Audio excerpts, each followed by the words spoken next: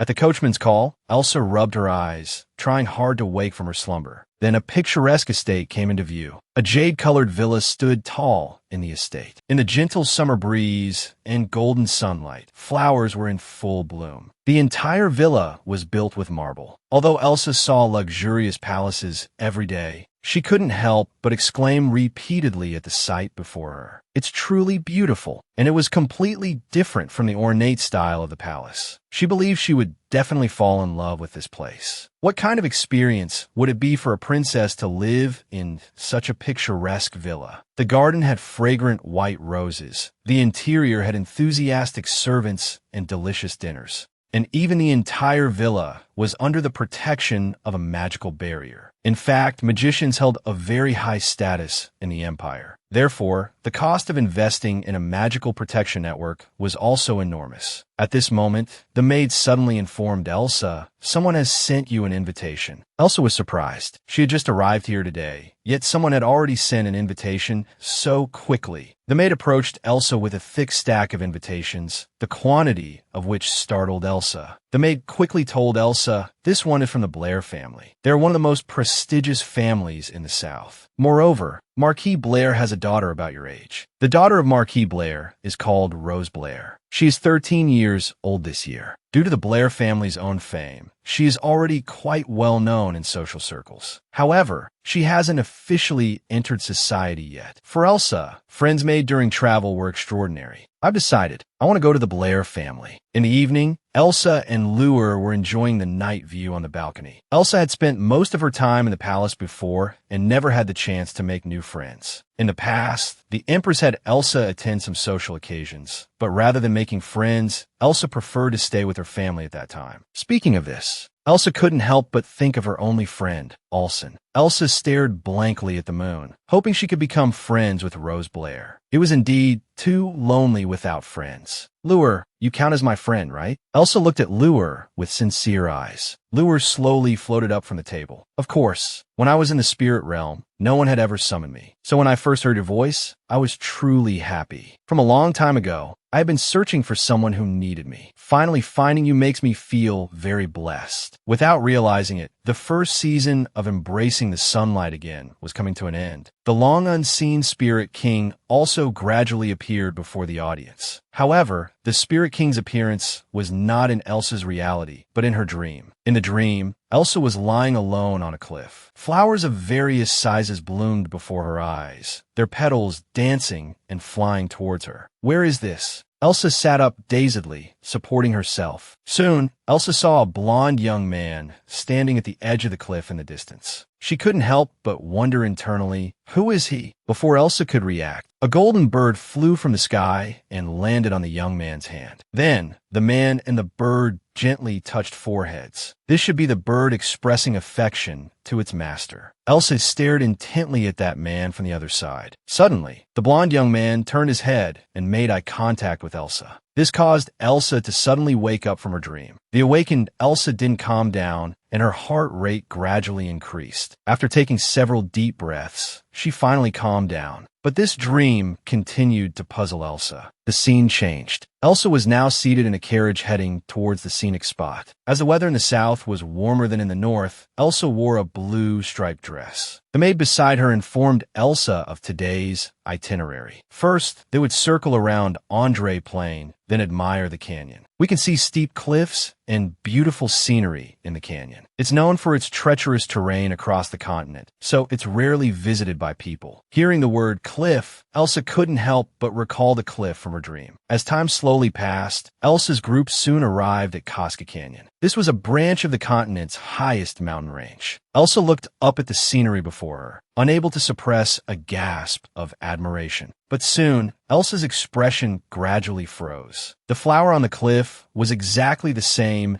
as the one Elsa had seen in her dream. At first glance, this cliff also looked identical to the one in her dream. The maid beside her explained, there's a legend about this cliff. It said that mysterious species live there, rarely visited by humans. Elsa was puzzled. Mysterious species? She couldn't help but think of the blond young man from her dream. The maid replied, yes, that's why humans don't enter this area. It's a form of respect for them. Princess, if you've seen enough, shall we head back? However, Elsa was still lost in her thoughts. The next second, Elsa clenched her fists, desperately wanting to climb up and take a look. I dare say, if I reach the top of the cliff, I'll meet the young man from my dream. But because the cliff was too dangerous, this idea was quickly dismissed by the maid. Elsa could only ask Lure to investigate after returning. She was the revered imperial princess. As soon as she got off the carriage, she was suspected of being an imposter, because a fake princess had already arrived at the venue early and demonstrated her magic to everyone. Princess Elsa was startled upon hearing this news. Could it be Mariana impersonating her? The next second, Elsa was called out by a girl beside her. Are you Princess Elsa of the Emil Empire?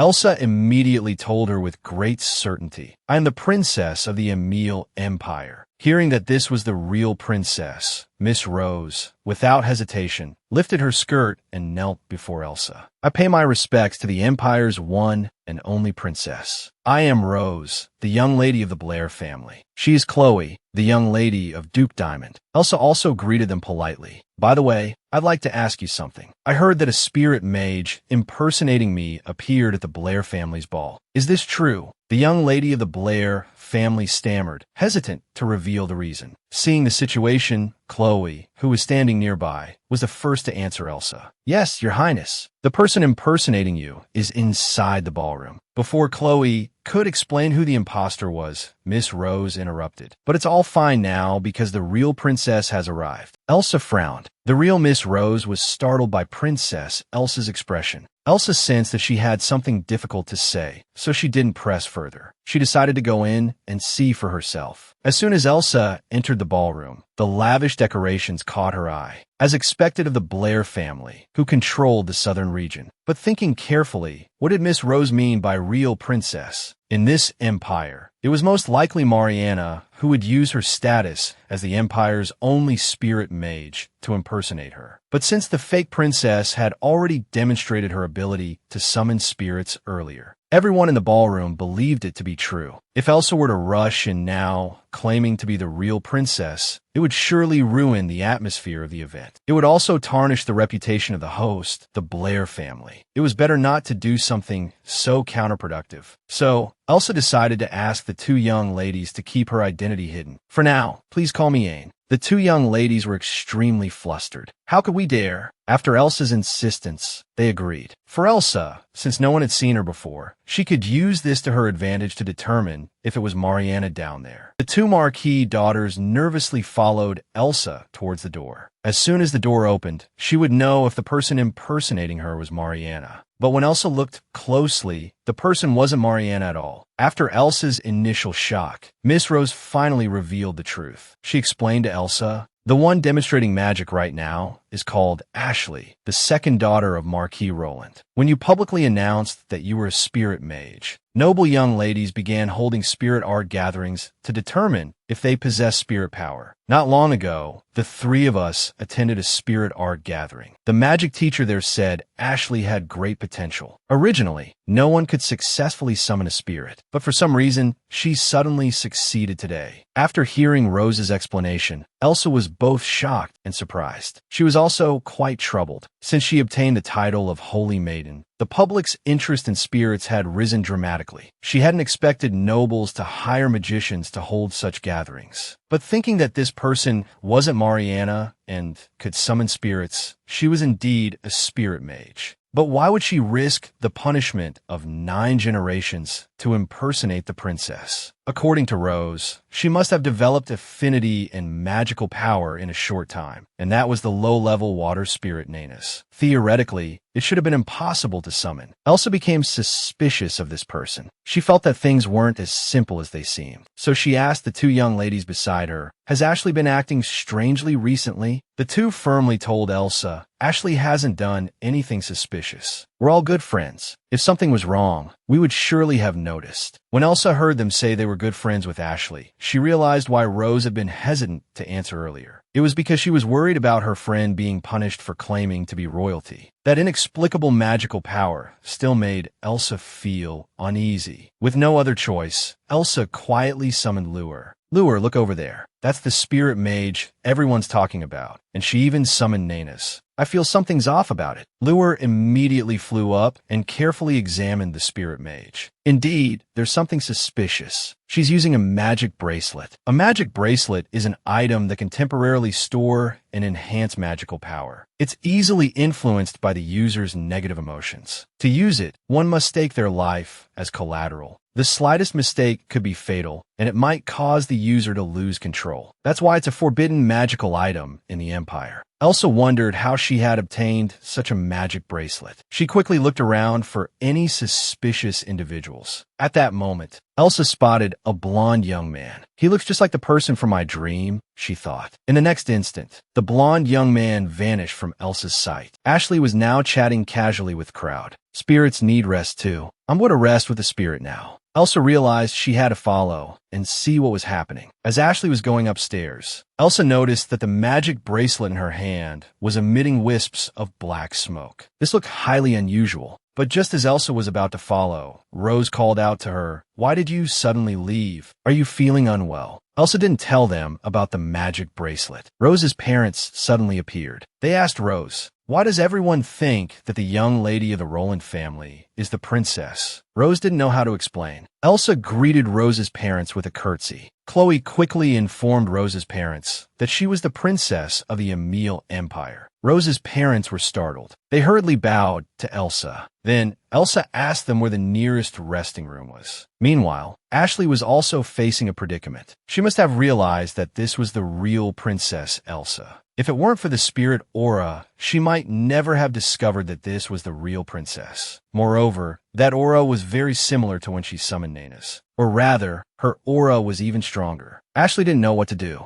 If Her Highness were to punish her, her mother would surely. The water spirit, noticing Ashley's emotional change, comforted her. Master, please take off the magic bracelet quickly. Otherwise, it will be dangerous. But Ashley smiled and said it was fine. Besides, if I take off the bracelet, you'll disappear soon. After all, I don't have much magical power. Let's spend a little more time together. To gain her mother's approval, she decided to risk her life by impersonating the Empire's princess. She enjoyed being treated like a princess, the center of attention. This was also the first time the girl had used summoning magic in front of others. She spared no effort to demonstrate it repeatedly to everyone. But the arrival of the real princess terrified her, so she made an excuse and hid away. Little did she know that the real princess was worried about her using the magic bracelet. The ballroom was simply too large. Even though Princess Elsa had instructed several of her subordinates, they couldn't find her. Fortunately, Chloe remembered a place at the crucial moment. She told Princess Elsa that it was a rarely visited place, and Ashley was very likely to have gone there. The impending meltdown of the magic bracelet greatly worried Elsa. Just as the three were about to set out, that blonde young man suddenly appeared, blocking their way. I know you're looking for that white-haired girl. Elsa asked him in a surprised tone. Have you seen her? The young man replied coldly. Elsa, that girl has exhausted her power to summon spirits. She might be in a very bad state now. This made Elsa suspicious. Why would this person stand by and do nothing when he knew the magic bracelet was about to go out of control? This prompted Elsa to question the blonde young man. Was it you who gave that to Ashley? The blonde young man sneered. Do you think I would have something as dangerous as a magic bracelet? Elsa had never mentioned the magic bracelet. Who exactly are you? I thought you were suspicious when we were in the ballroom. Everyone was curious about the spirit, but you remained indifferent. It's as if you've seen spirits before. I don't know a lot about spirits. The young man's answer surprised Elsa again. Perhaps this person wasn't ordinary, like the one in her dream. He gave off a mysterious aura. Elsa demanded loudly, if you know so much about spirits, then why didn't you stop Ashley when she was using the magic bracelet? Why should I intervene? Using the magic bracelet and summoning spirits was her own choice. Elsa was about to respond, but she was interrupted by a powerful aura from outside. Elsa understood. Ashley could only summon low-level spirits by using the magic bracelet. This indicated that her magical power was very low. Her physical condition must be terrible. But what was that powerful aura coming from outside? Had the magic bracelet gone out of control? The mysterious man gestured for Ashley to kill Princess Elsa, to become the real princess. Ashley explained that they had all misunderstood. She admitted that she could have explained to them that she wasn't the princess. Ashley deeply regretted her actions. It was the first time so many people had cheered for her, and she had been momentarily bewitched, failing to clarify the truth. Ashley shed tears of remorse. In the end, she was neither a true spirit mage nor a real princess. The mysterious man frowned. With a sinister expression, he told Ashley, "Why don't you just become the real thing?" Ashley was stunned. "You don't mean for me to impersonate a real spirit mage, do you?" But thinking about herself, she decided against it. Even if I did, nothing would change. What's fake is fake. It will never become real. Unexpectedly, Ashley's words enraged the mysterious man. A sharp "shut up" left Ashley dumbfounded. "I thought you would have made some progress, but I didn't expect you to be like this. I shouldn't have had any expectations for you." The mysterious man pointed at the magic bracelet on Ashley's wrist. "Since you've made your decision, give the magic bracelet back to me." Ashley hesitated, covering the magic bracelet. She couldn't bear to let the water spirit leave her. The mysterious man laughed mockingly. "It's unbelievable. In such a short time, you've actually developed feelings for the spirit." The next moment, the mysterious man moved to kill Ashley himself. Coveting things you're not capable of obtaining comes at a price. As he activated his magic staff, a black-purple attack flew towards Ashley. Ashley helplessly gave up resisting, preparing herself to be killed. At the critical moment, Elsa came to the rescue just in time. She activated her spirit power to block the attack. "Nice to see you, Ashley." At this moment, Ashley was overwhelmed with emotion, even though she had committed a grave offense by impersonating the princess. Princess Elsa didn't hold it against her. Instead, she had saved her. Yet her own mother had treated her so differently. Ashley had happily told her mother that she could summon a low-level water spirit. She had expected praise from her mother. Instead, she was met with a slap and angry scolding. scolding. Why would everyone think you were the princess? Not only do you fail to bring glory to the Roland family, but you also cause such trouble. The water spirit had witnessed it all, trembling in fear behind Ashley. Ashley quickly apologized to her mother for her mistake, but her self-interested mother didn't stop berating her. Since you successfully summoned a spirit, you should have used your status as a spirit mage to build a good relationship with the princess. Elsa summoned the ultimate spirit, Limii. She used it to shield Ashley from the mysterious man's attack. Seeing that his opponent was also a spirit mage, the mysterious man realized he couldn't harm them. So he decided to shift his attack target to the noble young lady nearby. Elsa hurriedly called out for them not to come closer, but her warning came too late. The mysterious man activated his magic staff once again. However, to his surprise, the blonde young man was already a spirit mage. Realizing the situation had turned unfavorable, the mysterious man fled on foot. Rose stepped forward to comfort Ashley, asking her why she continued to use the magic bracelet despite knowing its dangers. What if you had really gotten hurt? All for the sake of a mere spirit. Before Rose could finish speaking, Ashley interrupted her angrily. Don't criticize me if you don't understand. You have no idea about my situation. You can easily obtain your family's love. But what about me? Ashley explained tearfully. Do you know how hard I've tried to gain my family's approval? Hearing this, Elsa felt empathy. In her previous life, she had been just like Ashley. She had also tried desperately to earn her mother's love. But even when she made the tiniest mistake, her mother would criticize her harshly. Elsa gestured for Ashley to remove the bracelet for treatment, but Ashley refused and even criticized Elsa. You already possess great power. You can't understand my predicament. Someone like me, who would do anything to obtain a spirit. Ashley suddenly stopped speaking. A pained expression crossed her face. Then she turned and ran into the forest. Elsa immediately chased after her. At this moment, the blonde young man stopped Elsa. She was the revered imperial princess. As soon as she stepped out of the carriage, she was suspected of being an imposter, because a fake princess had already arrived at the venue and demonstrated her magic to everyone. Princess Elsa was shocked to hear this news. Could it be Mariana impersonating her? The next second, Elsa was called out by the girl beside her. Are you Princess Elsa of the Emil Empire? Elsa immediately told her with great certainty. I am the princess of the Emil Empire. Hearing that she was the real princess, Miss Rose, without hesitation, lifted her skirt and knelt before Elsa. I pay my respects to the Empire's one and only princess. I am Rose, the young lady of the Blair family. This is Chloe, the young lady of Duke Diamond.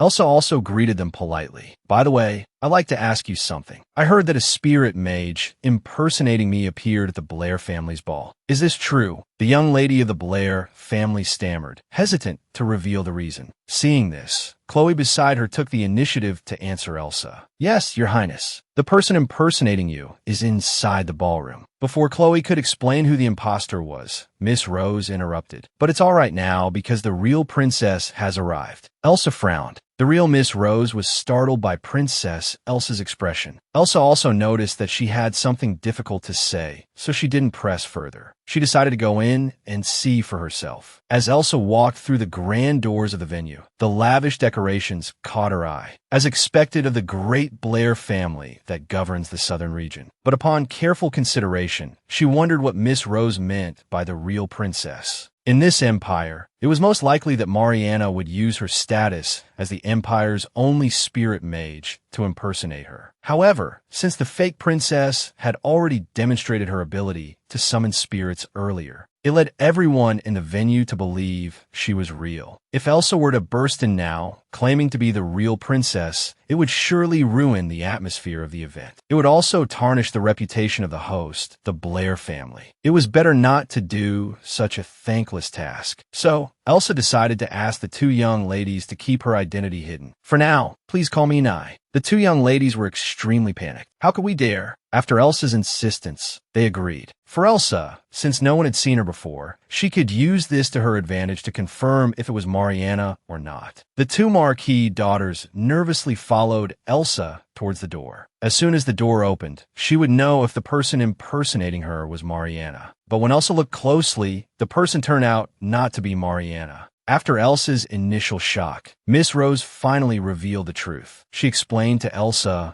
The one demonstrating magic is called Ashley, the second daughter of Marquis Roland. When you publicly announced that you were a spirit mage, noble young ladies began frequently holding spirit magic gatherings to determine if they possess spirit powers. Not long ago, the three of us attended a spirit magic gathering. The magic teacher at the time said Ashley had great potential. Originally, no one could successfully summon a spirit, but for some reason, she suddenly succeeded today. After hearing Rose's explanation, Elsa was also extremely shocked and surprised. At the same time, she was quite troubled. Since she obtained the title of saint, the public's interest in spirits had risen dramatically. She hadn't expected the nobility to hire magicians and hold such gatherings. But thinking about it, this person wasn't Mariana, but could summon spirits, indeed a spirit mage. But why would she risk the punishment of 9 generations to impersonate the princess? According to Rose, she must have developed affinity and magical power in a short time. And that was the low-level water spirit Nanus. Theoretically, it should have been impossible to summon. Elsa grew suspicious of this person. She felt that there was more to this situation than met the eye. So she asked the 2 young ladies beside her if Ashley had exhibited any strange behavior recently. The 2 firmly assured Elsa that Ashley hadn't done anything suspicious. "We're all good friends," they said. "If something were amiss, we would surely have noticed." When Elsa heard them say they were good friends with Ashley, she realized why Rose had been so hesitant to answer earlier. It was because she was worried her friend might be punished for impersonating royalty. That inexplicable magical aura still bothered Elsa. Left with no choice, Elsa quietly summoned Limii. "Limii, look over there. That's the spirit mage everyone's talking about. And she's even summoned Nanus. I can't shake this feeling that something's off." Limii immediately flew up high, carefully examining the spirit mage. There's indeed something amiss. She's using a magic bracelet. A magic bracelet is an item that can temporarily store and enhance magical power. It's easily influenced by the user's negative emotions. To use it, one must stake their life as collateral. The slightest mistake could be fatal, and it might cause the user to lose control. That's why it's a forbidden magical item in the Empire. But how did she obtain such a magic bracelet? Elsa quickly scanned the room, looking for any suspicious individuals. In that instant, Elsa spotted a blonde young man. He looks just like the person from my dream. But in the next moment, the blonde young man vanished from Elsa's sight. Ashley was now chatting casually with guests. Spirits need rest too.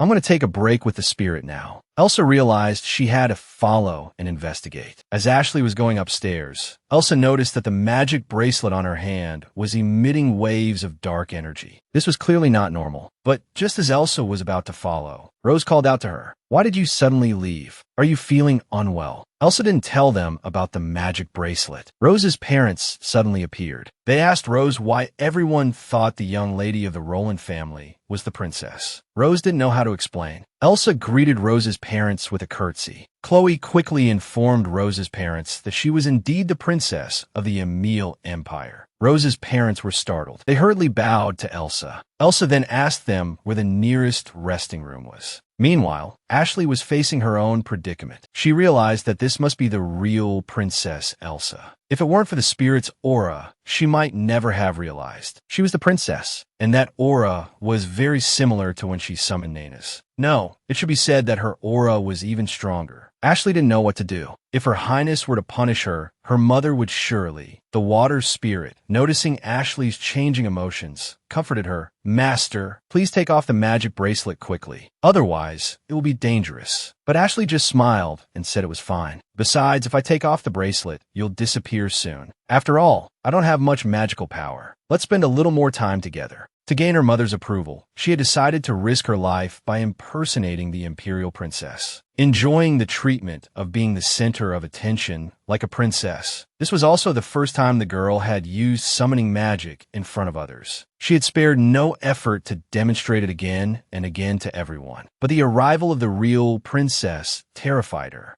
So she made an excuse and hid away. Little did she know, the real princess was worried about her using the magic bracelet. The ballroom was simply too large. Even with Princess Elsa ordering several of her subordinates, they couldn't find her. Fortunately, Chloe remembered a place at the crucial moment. She told Princess Elsa about a rarely visited spot where Ashley was likely to have gone. The impending meltdown of the magic bracelet worried Elsa greatly. Just as the three were about to set off, that blonde young man suddenly appeared, blocking their way. "I know you're looking for that white-haired girl," Elsa asked him in a surprised tone. "Have you seen her?" The young man answered Elsa coldly. "That girl used all her strength to summon the spirit. She might be in a very bad state now." This made Elsa suspicious. If this person knew the magic bracelet was about to go out of control, why was he standing idly by? This prompted Elsa to question the blonde young man. "Was it you who gave that to Ashley?" The blonde young man sneered. "Do you think I would have something as dangerous as a magic bracelet?" Elsa had never mentioned the magic bracelet. "Who exactly are you? I thought you were suspicious when we were in the ballroom. Everyone was curious about the spirit, but you remained indifferent, as if you had seen spirits before." "I didn't know a lot about spirits." The young man's answer surprised Elsa again. Perhaps this person wasn't ordinary. Like the one in her dream, he gave off a mysterious aura. Elsa questioned him loudly. "If you know so much about spirits, then why didn't you stop Ashley when she was using the magic bracelet? Why should I intervene?" Her using the magic bracelet to summon spirits was her own choice. But just as Elsa was about to respond, she was interrupted by a powerful aura from outside. Elsa understood. Ashley could only summon low-level spirits by using the magic bracelet. This meant her magical power was very low, and her physical condition must be terrible. But what was this powerful aura from outside? Had the magic bracelet gone out of control? The mysterious man gestured for Ashley to kill Princess Elsa, to become the real princess herself. Ashley explained that they had all misunderstood and admitted that she could have easily explained to them that she wasn't the princess. Ashley deeply regretted her actions. It was the first time so many people had cheered for her, and she had been momentarily bewitched, failing to clarify the truth. "Dear audience, our votes will be reset tonight. Please, I beg you to vote for me." Ashley shed tears of remorse. In the end, she was neither a true spirit mage nor a real princess. The mysterious man frowned. With a sinister expression, he told Ashley, "Why don't you just become the real thing?" Ashley was stunned. "You don't mean for me to impersonate a real spirit mage, do you?" But thinking about herself, she decided against it. Even if I did, nothing would change. What's fake is fake and will never become real. Unexpectedly, Ashley's words enraged the mysterious man. A sharp "shut up" left Ashley dumbfounded. "I thought you might have improved, but I never expected you to be like this. I shouldn't have had any expectations for you." The mysterious man pointed at the magic bracelet on Ashley's wrist. "Since you've made your decision, give the magic bracelet back to me." Ashley hesitated, covering the magic bracelet. She couldn't bear to let the water spirit leave her. The mysterious man laughed mockingly. "It's unbelievable. In such a short time, you've actually developed feelings for the spirit." The next moment, the mysterious man moved to kill Ashley himself. Coveting things you're not capable of obtaining comes at a price. As he activated his magic staff, a dark purple attack flew towards Ashley. Ashley helplessly gave up resisting, preparing to be killed. At the critical moment, Elsa came to the rescue. She used her spirit power to block the attack. "Glad to see you." At that moment, Ashley was deeply moved, even though she had committed a grave offense by impersonating the princess. Princess Elsa didn't hold it against her and even save her life. While her own mother had treated her so differently, Ashley had happily told her mother that she could summon a low-level water spirit. She had expected praise from her mother. Instead, she was met with a slap and an angry rebuke. "Why would everyone think you're the princess? Not only do you fail to bring glory to the Roland family, but you cause such trouble." The water spirit had witnessed it all, trembling in fear behind Ashley. Ashley quickly apologized to her mother for her mistake, but her self-interested mother didn't stop berating her. "Since you successfully summoned a spirit, you should have used your status as a spirit mage to build a good relationship with the princess." Elsa summoned the ultimate spirit, Limii, to protect Ashley from mysterious man's attack. Seeing that his opponent was also a spirit mage, the mysterious man realized he couldn't harm them, so he decided to switch his attack target to the noble ladies nearby.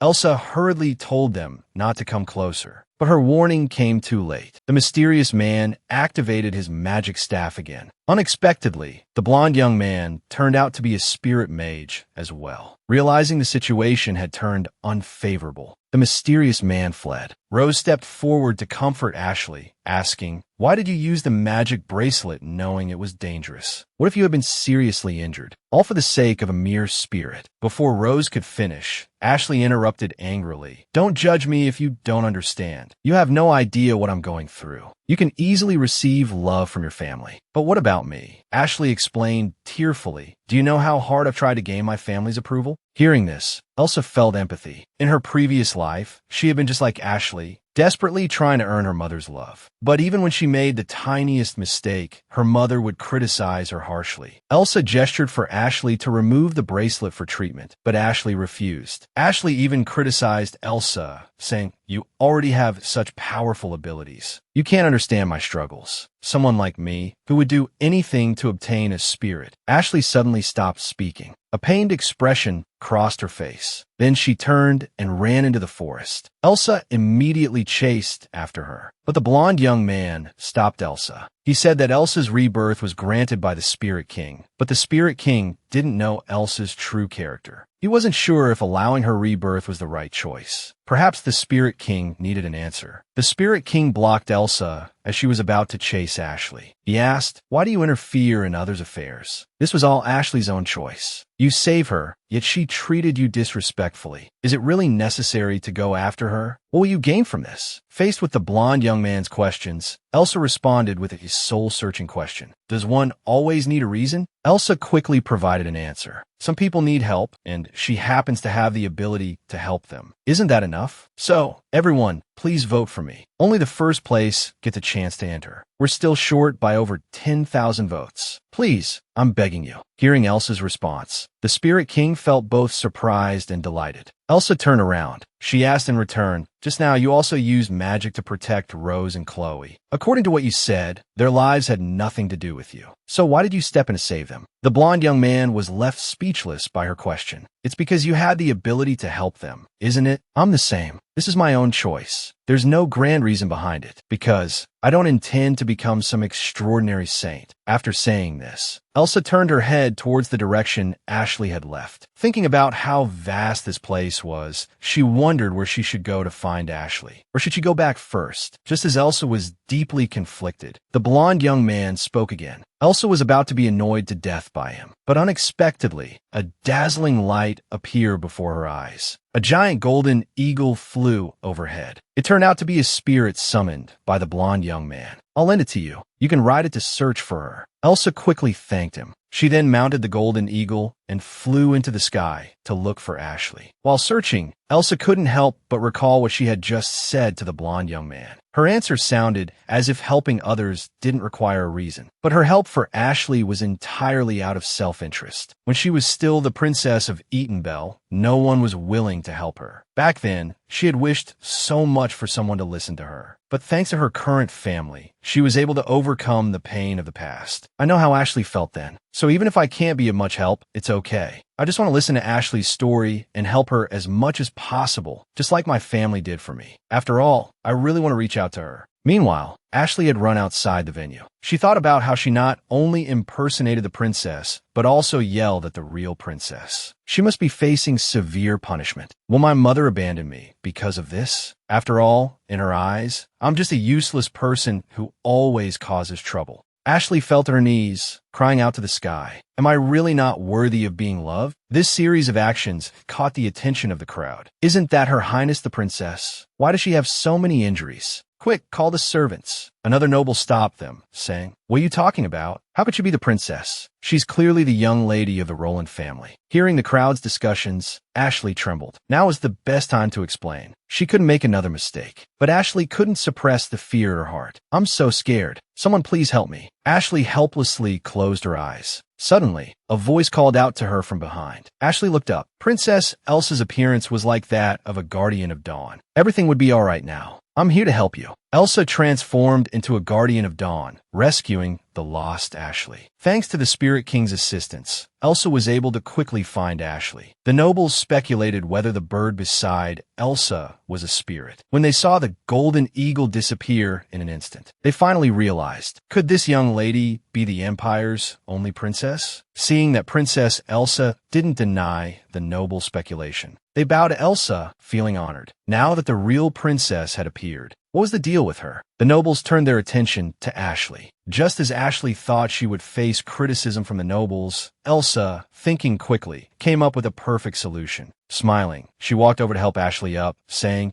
I sense that the magic I bestowed upon you is very unstable, so I came to check on you. You've been working too hard, Miss Ashley. Even on a day like this, you hid away in the forest, practicing magic alone. But you still need to balance work and rest, you know. Hearing Elsa's words, the nobles began to discuss among themselves again. So, was magic bestowed by Her Highness? Elsa quickly nodded. I heard that spirit gatherings are very popular among noble young ladies. As it happens, I discovered this young lady had extraordinary potential. To increase the number of spirit mages in the Empire, I bestowed magic upon Ashley. Elsa summoned the ultimate spirit while continuing to explain. It seems my tardiness caused this misunderstanding among everyone. Isn't that right, Miss Ashley? Ashley saw that the princess didn't blame her, but actively cleared things up for her, and was even willing to use magic to heal her. Ashley finally realized her mistake and sincerely apologized to Elsa. Elsa chose to forgive and understand. Ashley, I know you're in pain. You must not want to part with the spirit, right?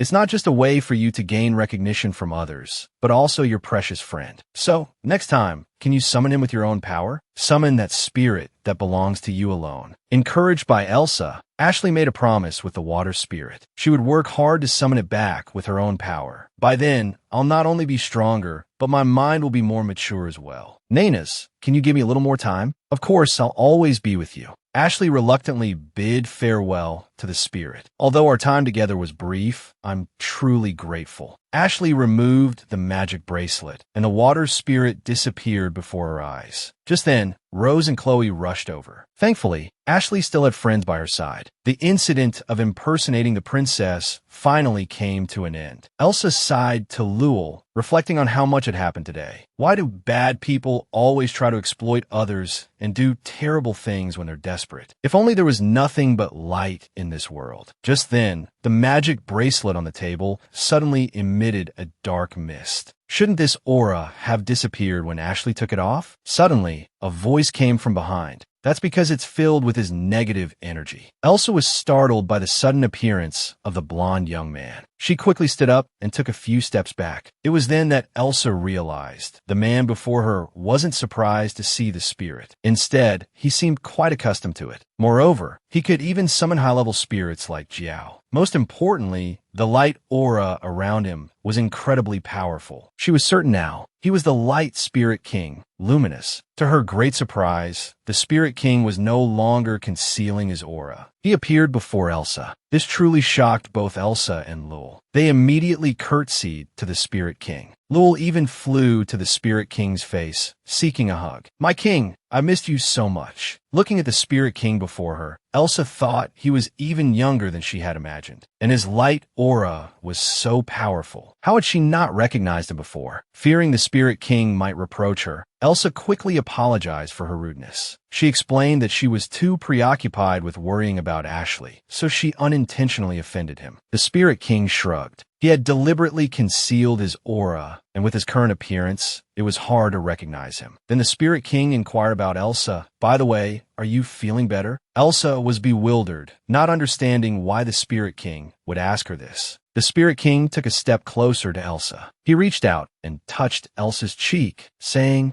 Didn't you expend a lot of energy to heal Ashley? Your aura seems a bit unstable now. Looking at the handsome Spirit King, Elsa felt a bit shy. She nervously stepped back a few paces. I'm fine. Thank you for your concern. But what did you mean when you said the magic bracelet is filled with Ashley's negative energy? The Spirit King furrowed his brow and explained, those magicians don't just enhance the wearer's abilities. They're more interested in collecting the wearer's negative emotions. The spirits are just a front to achieve their goals. After hearing the Spirit King's explanation, Elsa exclaimed that it was too much. How could they use spirits for such purposes? Elsa clenched her fists in anger. At this moment, the Spirit King tentatively asked Elsa, have you always been interested in spirits? Elsa didn't understand the Spirit King's meaning. When you helped that girl, you seemed very concerned about her spirit. Elsa hurriedly explained that she had been with spirits since birth. Whether she was happy or sad, spirits had always been by her side. So she worried that Ashley's negative emotions might affect the spirit. After all, spirits had always been precious friends to her. The Spirit King was surprised by Elsa's explanation. After all, the relationship between summoners and spirits was usually that of master and servant, yet she considered spirits her friends. Elsa was curious about the Spirit King's purpose for coming to the human world. Did you come here specifically for Ashley? The Spirit King didn't deny it. You could say that. I discovered someone was trying to use spirits for evil purposes. But I also came here to see you. To see me? Elsa's eyes widened in surprise. You're very special. You stand up for others and cherish spirits. Ordinary people wouldn't worry about spirits. So I find you interesting. It seems my trip today wasn't in vain.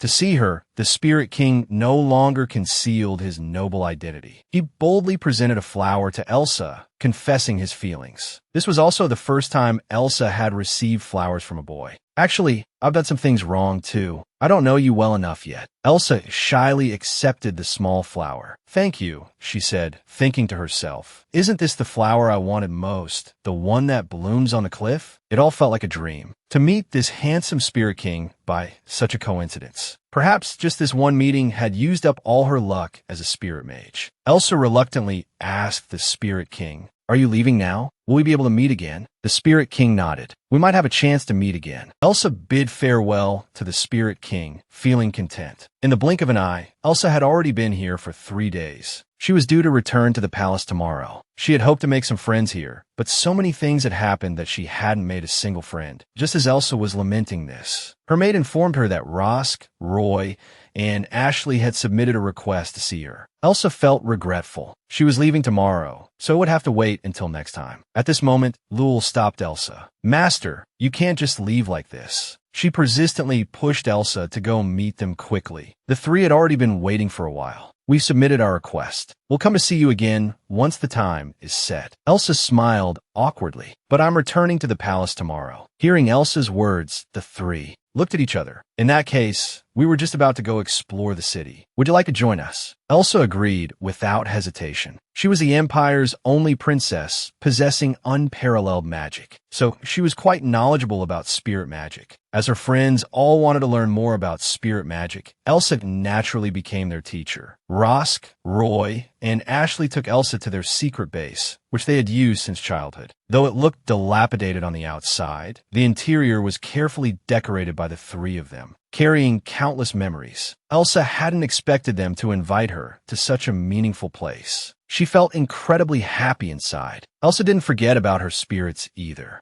Elsa asked Rosk and the others if they could summon Lul themselves. Rosk's eyes were full of anticipation. As the summoning ended, Lul gracefully curtsied to everyone. Thank you all for allowing me to come out. Seeing the adorable Lul, the eyes of all three sparkled. At this moment, Ashley suddenly felt a bit guilty. She apologized to Elsa again. I'm truly sorry for what happened at the ball yesterday. Ashley clasped her own hands and continued to explain her reasons. I did wrong things to gain my mother's love, and I couldn't control my emotions, speaking so rudely and offending you. But even so, you chose to forgive me and pull me out of the darkness. I don't know how to repay you. Elsa thought to herself, she's just a 13-year-old girl. It's inevitable to make mistakes. Elsa reached out to comfort Ashley. It's okay. You've already apologized. When you try so hard but can't get recognition, when you're all alone, anyone would feel pain. So I can understand your choice. And the responsibility isn't all yours. After all, the magic bracelet amplifies your negative emotions. So I hope you can keep your promise to the water spirit and not be tempted in the future. live with your own strength and will. And the water spirit will always be by its master's side. Ashley asked in surprise, "Really? The underwear is here?" "That's right." Lowell was the first to answer. Hearing this news, Ashley couldn't help but shed tears. They spent a joyful day together. It was time for Elsa to say goodbye. "Thank you for taking me to so many places. Next time, I'll host you at the palace. You must come, okay?" Rosk happily replied, "We'll definitely come. After all, we're friends, right?" "Friends?" Elsa was stunned by this word. She couldn't help but chuckle. "That's right, we're friends." After all, they had already placed their family crests in the secret base. The Spirit King actually wanted to be friends with Princess Elsa. Indeed, liking someone always starts with being friends. Originally, Elsa thought she had only made 3 friends at this ball, but unexpectedly, as she was leaving, she found the Spirit King sitting in her carriage. This startled Elsa so much her eyes nearly popped out. The unaware maid looked completely confused, peering around inside the carriage but seeing nothing. Apparently, only Elsa could see the Spirit King. Elsa immediately asked the Spirit King, "What's going on? How come you're sitting in my carriage?" The Spirit King answered calmly, "Didn't I say? I find you very interesting." After all, the Spirit King originally had no family or friends. But seeing you casually say that spirits are your friends, I suddenly wanted to befriend you too. Elsa was so scared she broke out in a cold sweat. "You want to be friends with me, so you're planning to come to the palace with me? It's you who's going to the palace. I have no choice but to follow. After all, we agreed to be friends, didn't we?" Elsa was startled again. She thought to herself that the Spirit King surely didn't understand the common sense of the human world. What should she do? She couldn't tell her family that he was Lord Luminous. If she brought a strange man back to the palace, her brother would surely fall ill from anger, and her father would definitely want to chop him up. No, this situation couldn't happen. Elsa tried to change the Spirit King's mind with words. Actually, friends don't need to be together all the time. After all, everyone has their private life. Private life? The Spirit King looked completely confused. He couldn't help but sigh that humans lived such complicated lives. By this time, Elsa was on the verge of tears. "Isn't it you who's too naive?" she thought. The Spirit King didn't know what to do either. "I want to stay with you. What should I do?" Suddenly, Elsa had an idea. "How about you come to visit me from time to time? After all, I am a princess. It's better if you have a clear identity." The Spirit King immediately nodded. It seemed this was the only way. Isis and the Spirit King were both jealous of Elsa. The situation was getting out of hand. Just as the capital's moving gate finished, Elsa learned that her brother had come to welcome her. This made Elsa so happy she was bubbling with joy. "Brother is always so busy. He must have specially made time to welcome me. I must go see him right away." The Spirit King beside her was a bit puzzled. "You seem very excited. Is he very important to you?" Elsa was stunned for a moment, but she quickly told the Spirit King, "Of course. My brother is irreplaceable in my heart." As soon as she finished speaking, Elsa jumped out of the carriage. She happily ran towards her brother. Isis hugged his sister tightly and asked, "It seems you've adapted well to life in the South. Your complexion is much better than before. It's a good place. If there's a chance, let's go together." After exchanging a few pleasantries, Isis suggested riding in the carriage together back to the palace. This scared Elsa so much she was trembling. Lord Luminous was still in the carriage. Could her brother see him?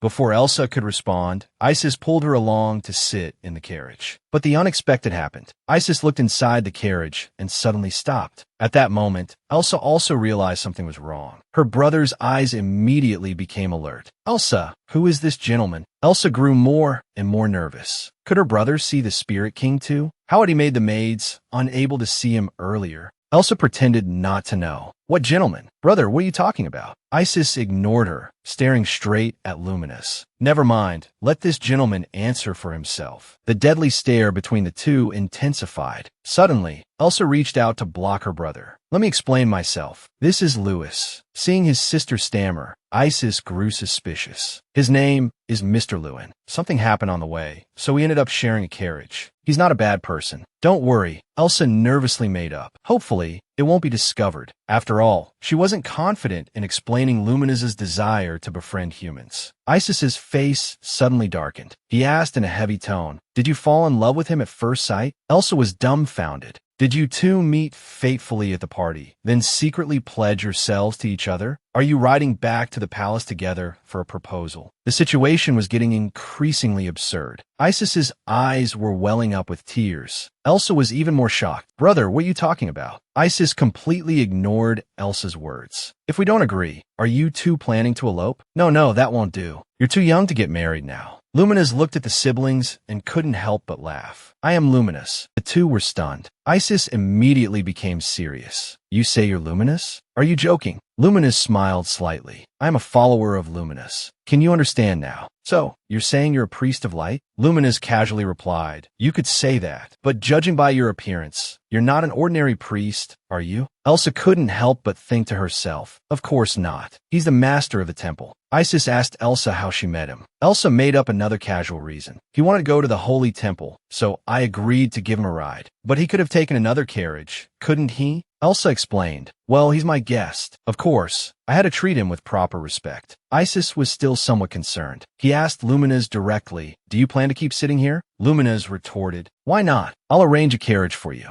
You can sit there alone. No need. I want to chat with the holy maiden. The tension between the two was escalating. Elsa, watching from the side, didn't know what to do. On one side was a priest who treated the crowned prince casually. On the other was her brother, who treated the god of light casually. Elsa was on the verge of tears. Lul, will we be able to reach the holy temple safely? Lul, on the contrary, seemed quite happy. This seemed interesting to Elsa. After dropping the Spirit King off at the holy temple, Isis began to severely criticize Elsa. Even if he's from the holy temple, it's dangerous to share a carriage with someone you've just met. As the Empire's only princess and the only spirit mage, there must be many people eyeing you covetously, especially men. You need to keep your distance from them. Elsa smiled politely. Oh, brother, you're being silly. But Isis seriously told Elsa again, I'm being serious. That priest we just met doesn't seem ordinary. Suddenly encountering someone like that on the road is highly suspicious. Elsa realized that her brother was genuinely concerned for her. I'm sorry for worrying you, brother. When they returned to the palace, their father and mother were shocked by the sight before them. The gifts Elsa had brought for them could be piled into a small mountain. These gifts had cost Elsa all of her pocket money. Her brother was also amazed. Elsa, isn't this too many gifts? The emperor suddenly realized this teacup looked particularly familiar. It turned out Elsa had specially chosen it for her mother. There were also gifts specially selected for her brother and father. This delighted the whole family. They hadn't expected Elsa to think of them during her journey. Elsa mentioned that she had also made some friends. One was very cheerful, another was very considerate, and there was one who made her want to cheer him on. Elsa mused sincerely. Her mother felt proud that Elsa had made friends. Since they're your friends, they must all be good children. Moreover, we've already heard about what happened at the ball. The fact that you were able to resolve the issue satisfactorily shows that you've grown. You're friends with him now, aren't you? Elsa felt somewhat relieved. She expressed that she didn't know why she always wanted to help him. As a princess, she should have handled the matter according to royal law. Her father shook his head at Elsa. You don't need to worry about these things. As a princess, your actions are the palace etiquette. Her brother also hurried to comfort her. You're a smart and kind child. Since you consider him a friend, I'm willing to accept him as your friend too. The most important thing is that you don't get hurt. Her mother also approached Elsa to comfort her. Sometimes, those who understand gentleness and tolerance also know how to firmly overcome difficulties. Elsa, you've already grasped this principle. It seems this trip has been very beneficial for you. I'm really happy about that. Isis also added, Elsa, congratulations on successfully completing your first journey. The midsummer feast of the Emil Empire was approaching. Elsa had invited the Spirit King and the Priests of Light. But before the feast even began, the Spirit King secretly came to visit Elsa. This startled Elsa. This is the third floor. But more than that, the Spirit King's sudden appearance could easily be mistaken for an assassin. Elsa quickly turned her gaze towards the maids. Fortunately, none of them had noticed. She then ordered the maids to leave for a while, saying she wanted to think alone. After all the maids had left, Elsa opened the window and asked Lord Luminous in surprise, "Why are you here? And you're wearing priest clothes. Are you going to be the next high priest?" Luminous just smiled without answering. Elsa suddenly realized she was being impolite. "I'm sorry, please come in. It's my fault I startled you." Then she inquired, "Has the news of me becoming the high priest spread already?" It turned out that when the Spirit King arrived at the Holy Temple, he had only slightly displayed his light power. Unexpectedly, the temple's disciples were overjoyed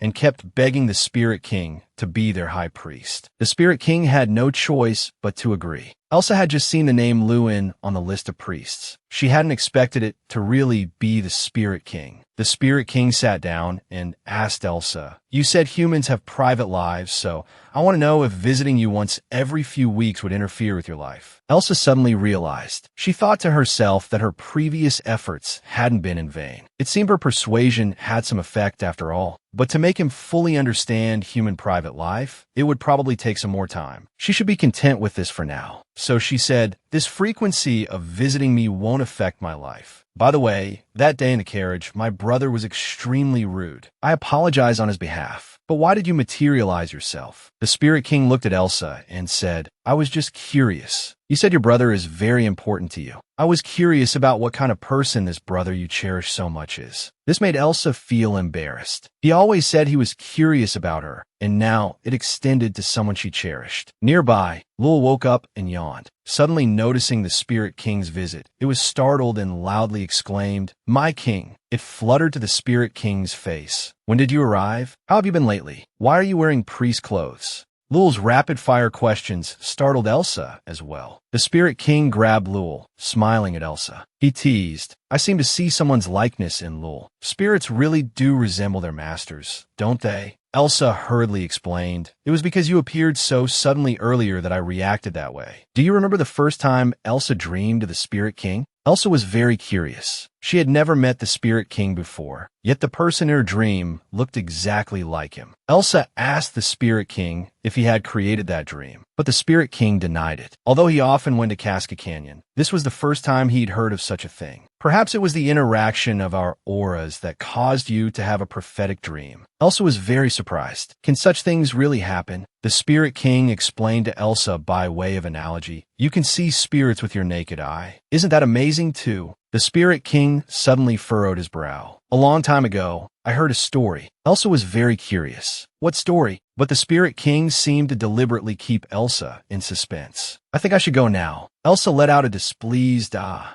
Suddenly, a familiar voice came from the doorway. "Why are you all standing here?" It was her brother who had arrived. The Spirit King immediately stood up and asked, "Should I leave now?" Elsa was at a loss. The Spirit King was different from lower-level spirits. Without materializing, the Spirit King would emit a strong spirit aura. Therefore, her brother wouldn't be able to see the current Spirit King. But she didn't have the courage to face Luminous and her brother at the same time. Elsa politely curtsied to the Spirit King. "I'm very sorry, but you might indeed need to leave now." The Spirit King turned to leave. Isis anxiously called out Elsa's name and pushed open the door. "Has something happened? Why do you want to be alone here?" Elsa quickly explained, "Nothing's wrong. I just wanted to think quietly about the banquet." Isis keenly noticed an extra teacup. "Did someone come here?" Elsa nervously explained, "I was just having tea with Lul earlier." "Right, Lul?" Lul hastily nodded its head frantically. Elsa was terrified of being exposed, breaking out in a cold sweat. Isis, hearing the explanation, finally felt relieved. "You scared me, so that's what it was. After all, you rarely spend time alone." But the one who was truly startled was Elsa. "Why did you come here?" Isis replied, "Isn't it almost time for our meal with our parents? I finished sword practice early today, so I thought I'd come and escort you there." Elsa was curious. They should be busy preparing for the midsummer feast, yet they're taking time to dine with us. Could there be something important? Just as Elsa had guessed, something unexpected was about to happen at the feast. But this surprise is something you'll definitely like. Elsa's eyes widened with curiosity. "Is it a surprise I'll enjoy?" Elsa's family had prepared a surprise for her, but her brother already knew what the surprise was and wouldn't tell Elsa. Elsa pouted, annoyed. "How stingy. Can't you just tell me?" Isis was stunned by Elsa's adorable expression. He quickly stepped back, waving his hands. Even if you look at me like that, it won't work. I absolutely won't be swayed by your gaze. Then he patted Elsa's head, comforting her. Anyway, you'll find out soon enough. Before dinner, their father told Elsa, "We plan to host a debutante ball for you at this feast." Elsa was shocked by her parents' words. What? Let me participate in a debutante ball? Even in her previous life, Elsa had never attended a debutante ball. Participating in a debutante ball was equivalent to formally entering society. Not only could one freely attend social events, but it also represented that the person was coming of age. Therefore, this was a very important ceremony. Her mother, worried that Elsa might feel pressured, suggested that the debutante ball could be postponed. Elsa felt that holding a debutante ball at the midsummer feast was indeed unprecedented, and she did feel some pressure. However, this was a once-in-a-lifetime debutante ball, and she was truly happy. She had always been curious about when she would be able to attend a debutante ball. She never expected it to be at this feast. I'm really looking forward to it. Hearing Elsa say this, her father felt relieved. He mentioned that at the debutante ball, the next candidate for high priest would offer her a blessing. Her mother explained, "That person has the potential to become the high priest. His blessing is no less effective than the current high priests." Elsa was elated. The next high priest was none other than the Spirit King. For him to personally bestow a blessing on a spirit mage attending her debutante ball was truly an honor. Elsa's joyful expression stunned them all. The three of them then quietly discussed, maybe we should keep this debutante ball low-key. What if all the nobles in the empire fall for Elsa? What should we do then? Both parents agreed that their son had a point. Elsa shouted angrily, "You're not thinking of going back on your word, are you?" The three of them pretended not to hear. Since Elsa had agreed, there was a lot of preparation work to be done. Isis volunteered to help. After all, I know Elsa best. Seeing the warm scene between the three, Elsa was touched. Lul, standing nearby, chimed in to steal the spotlight. "Master, I know you very well too." Elsa burst into laughter at Lul's antics. "Of course I know that, Lul. The matter of Ashley using the magic bracelet wasn't over." To find the mastermind behind it, Elsa handed the magic bracelet to Isis. She asked him to thoroughly investigate the matter, suggesting it might be related to Idenbell. Eventually, after Isis's careful investigation, it was confirmed that the magic bracelet indeed came from the Idenbell Empire. Even the teacher responsible for the spirit magic course was from Idenbell. However, there was no direct evidence proving that the mastermind was the Idenbell royal family. It was all just speculation. Isis told Elsa that perhaps Ashley could verify this guess. Elsa clenched her fists. After careful consideration, she decided to invite Ashley to this midsummer feast. Through Ashley, they should be able to confirm whether the person who gave the magic bracelet was from Idenbell. Besides, she had already planned to invite her friends to this feast. But Elsa was worried that this matter might implicate Ashley, so she asked her brother to keep it strictly confidential. Her brother understood Elsa's intentions. He didn't want this matter to become public, nor did he want Ashley to be punished. Moreover, this approach would allow Idenbell to lower their guard. After the previous poisoning incident, the peace treaty between the two countries had already become nominal. The Emil Empire hadn't abolished this treaty partly to protect its citizens and partly to wait for Idenbell to reveal their true intentions. Elsa understood that to accurately know what the other side was plotting, they had to act more cautiously. As her brother, Isis was very pleased that Elsa could think this way. "Sometimes you seem more mature than I am. When I realized this wasn't just my imagination, rather than being surprised at myself, I understood more. You're 14 now, even more mature than before. No matter what Idenbell is planning, I will protect you as you approach your 15th birthday. No, I will protect you for life. No matter what method I have to use, I will definitely guard you." Elsa was shocked by Isis's words. Her brothers still cared for her so much. Elsa was in love. Elsa was truly in love. Since the Spirit King often secretly came to play with Elsa, whenever this happened, Elsa would ask the maid to leave, saying she wanted to be alone. Then she would chat and laugh with the Spirit King, resulting in feelings developing over time. Elsa always looked out the window expectantly, waiting for the Spirit King's arrival. Because of this, the maids who didn't know the reason spread a rumor. It must be that Princess Elsa had reached puberty. The discussion among the maids came to an abrupt end as Elsa, who wanted to be alone, suddenly appeared. They quickly pretended that nothing had happened. The unusual behavior made Elsa feel something was off. "What were you two just talking about?" The The maid hurriedly made up an excuse. Nothing. We were just discussing what dress you should wear to the ball. Upon reaching the study, the maid asked Elsa, "Would you like to be alone today as well?" The question was rather abrupt. Elsa felt a bit flustered. She couldn't be certain just yet. She thought to herself, after all, the Spirit King always visited suddenly. The maids had no idea about this. Generally, at your age, one needs time alone. We've all been through that special period, right? The head maid nodded in agreement. Elsa listened with a bewildered expression. What are you talking about? What special period? Always wanting to be alone, restless, and lost in thought. These are signs of being in puberty. Elsa was utterly shocked. What on earth were they on about? She never imagined that her excuse to meet the Spirit King would lead to such a misunderstanding. Elsa hurriedly explained, "You seem to have misunderstood. This has nothing to do with puberty." But none of them seemed to believe Elsa's words. Just then, Elsa's entire family burst into the room. "Elsa, have you reached puberty?"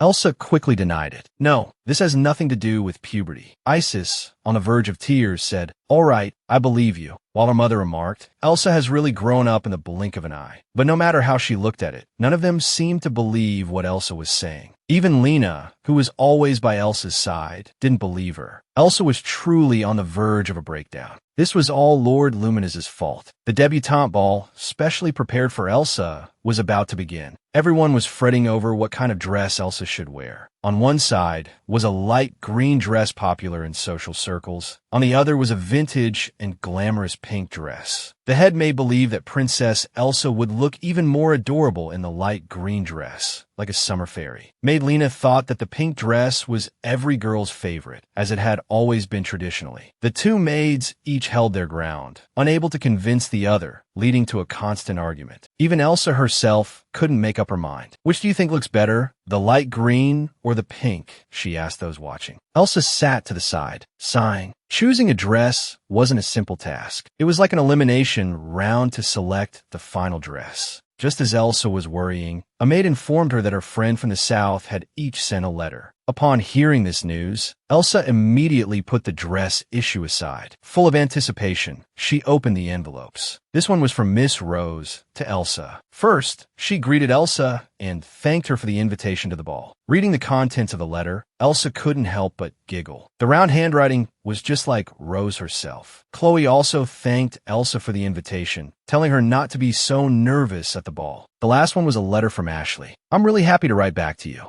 After the last ball, I've been thinking about what you said. Although I'm still afraid of my mother, I'm not as anxious anymore. After all, I know the water spirit will always be by my side." Reading Ashley's words, Elsa felt deeply comforted. He had always longed for love from his mother. Now, the water spirit had perfectly filled the void in his heart. The letter also mentioned the matter of the magic bracelet. Ashley also felt there were some suspicious points. She hoped to discuss it in detail after meeting Elsa. Elsa was looking forward to this banquet. Whether it was family, spirits, or friends, everyone was putting their heart into it. She wished for the banquet to be a complete success. Even Lord Luminous would be sending his blessings. So this banquet held special significance. Elsa also wanted to use this banquet to let everyone know that Lwyn was the Spirit King. At this moment, the maid's intrusion broke the tranquility. "Your Highness, have you rested well? Let's continue choosing your dress." Elsa was utterly devastated. The maid was like a demon. Choosing a dress was always the beginning of a banquet. Elsa's coming-of-age ceremony had begun. The Spirit King personally came to offer Elsa his blessings. As soon as he entered, Luminous's aura immediately caught His Majesty's attention. "I suppose you must be the next candidate for High Priest. Were you not a nobleman before?" The Spirit King responded immediately, addressing His Majesty as you. This scared Elsa and Isis, making them break out in a cold sweat. They both knew that the Spirit King had previously used a disrespectful attitude when addressing the prince. But the Spirit King still had some self-awareness. Even though he was the focus of everyone's attention, he still showed respect to His Majesty. "You've guessed wrong. I'm not a nobleman." When Elsa and the others heard the Spirit King's attitude, they breathed a sigh of relief. At this point, His Majesty realized he had been somewhat impolite. "I'm sorry, I shouldn't have asked. It's inappropriate to ask such questions to a high priest who has already abandoned his worldly past." The Spirit King didn't mind. Instead, he said something that seemed to be directed specifically at Elsa. "When one becomes interested in someone, it's natural to want to know more about them." Elsa thought to herself, "How can he say such things while looking at me?" family. So Elsa steeled herself and pretended it was their first meeting. It's an honor to receive your blessing at the debutante ball. I look forward to your guidance in the future. The Spirit King played along with Elsa. The honor is mine. At this moment, Elsa suddenly realized that the Spirit King was being so respectful to humans and even acting so naturally. But when he spoke to her brother, he had seemed quite casual. Before Elsa could think more, the high priest began praising Luminous effusively. No one is more suitable than him to offer blessings for the princess's debutante ball. Neither I nor any other priest can compare. Since the high priest says so, I find this person even more reliable, her mother applauded. In that case, let's formally discuss how to prepare for the banquet. And so, they began discussing the arrangements for the banquet. The Spirit King once again sneaked into Elsa's room. The two being alone in the dead of night was truly awkward. Originally, Elsa was alone in her room, handling conference documents, but drowsiness crept up on her unnoticed. Elsa struggled to finish the task at hand, but unexpectedly, she closed her eyes and fell asleep. Just then, the Spirit King suddenly appeared behind her. "Oh, you're not asleep yet." This startled Elsa. She hurriedly explained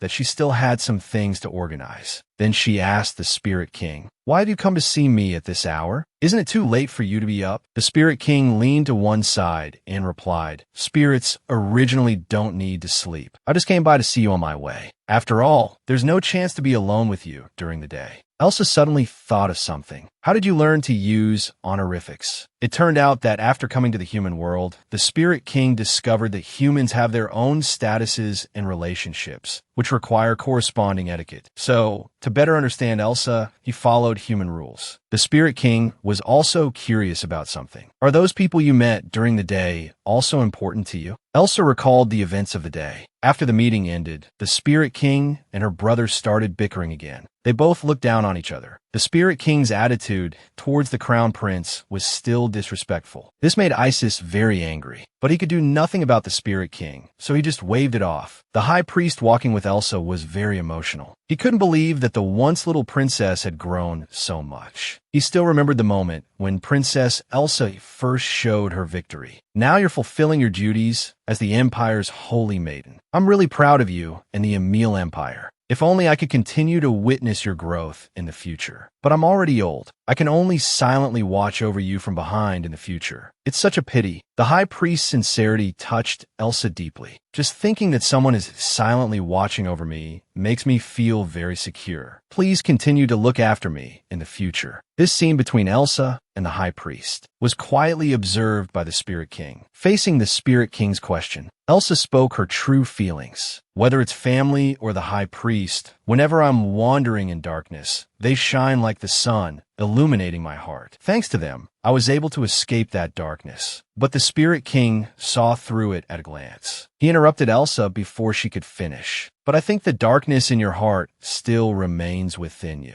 The Spirit King's words hit the mark. Faced with the statement, Elsa was at a loss for words. The Spirit King also noticed Elsa's discomfort. "You look a bit tired. I'll take my leave now." Then the Spirit King used magic, gently touching Elsa's forehead. "When you wake up, your fatigue will be gone." Elsa said a puzzled, "Thank you." After the Spirit King left, Elsa lay down, deep in thought. The Spirit King used magic to erase the distractions in Elsa's mind. After the magical cleansing, Elsa woke up the next day, full of energy. She couldn't help but marvel. Is this the power of the Spirit King? He can even see through my little-known secrets. The Spirit King's abilities are truly unfathomable. Elsa was a bit worried. The Spirit King, he shouldn't know about my secret from my previous life, right? Just as Elsa was pondering, the maids came out again. Unexpectedly, the matter of choosing a gown from last time was still undecided. Elsa didn't know what to do. Moreover, there was an additional gown here. She asked the family members on the screen, "Which dress do you think Elsa will choose?" The headmaid asked Elsa if she disliked all these dresses. Fearing to disappoint the maid's goodwill, Elsa hurriedly explained that all three gowns were beautiful, but she felt there was something slightly lacking in each. At this moment, the wet nurse suggested, "Why don't you ask for Her Majesty the Queen's opinion? She's sure to have good ideas." Elsa thought this was an excellent suggestion, so she happily ran to her mother, only to be stunned by the dress in her mother's room. Her mother explained to Elsa, "This is the dress I wore at my debutante ball when I was 14 years old." Elsa was shocked. This dress was from 20 years ago,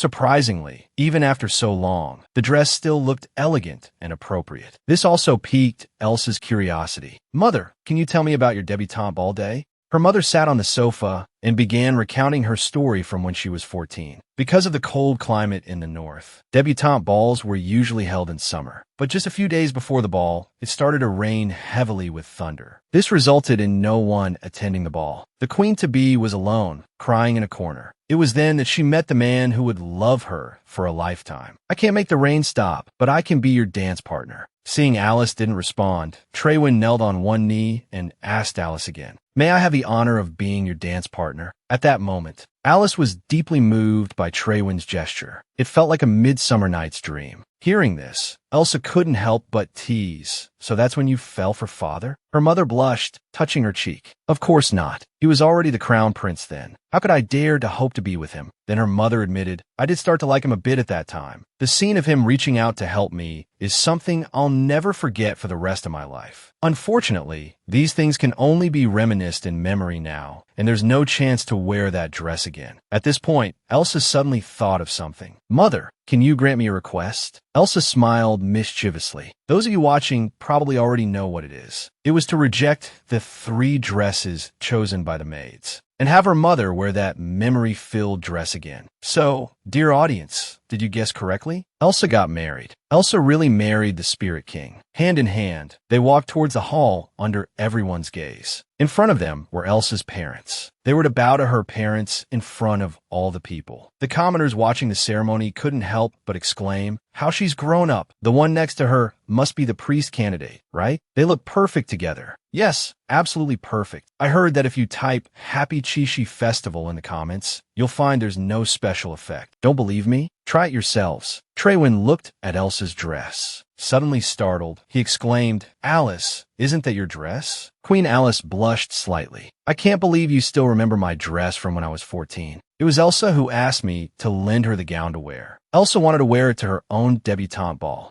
Oh no, Lul misspoke. It's for the wedding. Elsa wanted her mother to recall the day she met her father. Queen Alice also tried to persuade Elsa. "You're the star of this wedding. With so many beautiful gowns, why do you insist on wearing my old one?" Elsa shook her head. She said that although the gown was old, it was still so clean, showing how much her mother treasured it. Moreover, this gown carried memories of her parents. In the end, Queen Alice's attempt to persuade backfired. "If this gown can bring happy memories to my daughter, as a mother, I'll be very happy too." Queen Alice told Traywin about the whole process. Traywin was very pleased. Without realizing it, their daughter had grown into a sensible and beautiful young lady. When Elsa and the Spirit King came before her parents, it was time for the wedding ceremony. That is, the part where the couple pays respects. Elsa first paid respects to her parents as the princess of the Emil Empire, greeting the empire's sun and moon. Traywin asked Elsa if she was nervous. After confirming she wasn't, Traywin stood on the stage and began blessing Elsa. "I hope you'll see more of the world and gain more experience. As your father, I'll be your solid support, helping you become the brightest star of the Emil Empire." Elsa hurriedly thanked her father for his blessing. Finally, with Traywin's announcement, Elsa's wedding officially began. Those who are married know that paying respects to heaven and earth is a complex ritual, so I'll skip that part for you here. But I won't tell you that I made all this up. Alright, see you next time. As mentioned in the last episode, Elsa and the Spirit King were getting married. As a result, everyone in the comments was asking if it was true or false. Of course, it's all false. Even though everyone wants to ship them, Elsa has many suitors, you know. Back to the topic. Elsa clasped her hands together and sincerely knelt before the Spirit King. Elsa had finally waited for this moment, the glorious moment of receiving the Spirit King's blessing. The Spirit King extended both hands. Under the effect of magic, a dazzling light illuminated the venue. A blinding magical orb appeared in the Spirit King's hands. They say the more likes, the faster the author updates. Don't believe it? Try typing "updates soon" in the comments. Then the Spirit King began to sincerely bless Elsa. "Princess of the Emil Empire, may good fortune always be with you." The light particles from the magical orb began to surround Elsa. So warm. Is this the blessing from Lord Luminous? It wasn't over yet. The Spirit King whispered, "Besides the princess, I also bless those who congratulate you. The Spirit King began to increase the magical enhancement. The blessing light particles began to slowly spread to everyone in the venue. Elsa felt both gratified and surprised. They had agreed that the blessing was only for Elsa. Yet, unexpectedly, the Spirit King was so generous, expending enormous magical power to bless everyone. The crowd hurriedly applauded to express their gratitude. The Spirit King gently took Elsa's right hand. It seemed they had reached the ring-giving and proposal part. At this moment, Queen Alice told the Spirit King that according to custom, if he wanted to marry their precious princess, he would have to dance with her. These words immediately stunned the two siblings. Queen Alice continued to persuade, hoping that High Priest Lul would accept her suggestion and dance the first dance with her daughter. Elsa felt somewhat embarrassed. She couldn't help but secretly glance at the Spirit King. Dance with Lord Luminous? The Spirit King was about to agree to the Queen's request, but Isis refused. This absolutely cannot happen. I've always been the one to dance with my sister, and this is the first dance of the debutante ball. I won't give way. Seeing her brother fight for her like this, Elsa was overjoyed. It seemed her brother still cared for her deeply, although he did this to restrain the Spirit King. So Elsa told her mother that she also wanted to dance with her brother. The next moment, Elsa took her brother's hand. My first dance will always be for my brother. Under the moving music, the siblings began the first dance of the debutante ball. They danced and chatted happily, making the audience envious. The Spirit King felt sour. He really felt sour. After their dance ended, Isis, to prevent the Spirit King from becoming Elsa's dance partner, actually pushed young Master Bwin to Elsa. I'm entrusting my sister to you. Be her dance partner. This is an order.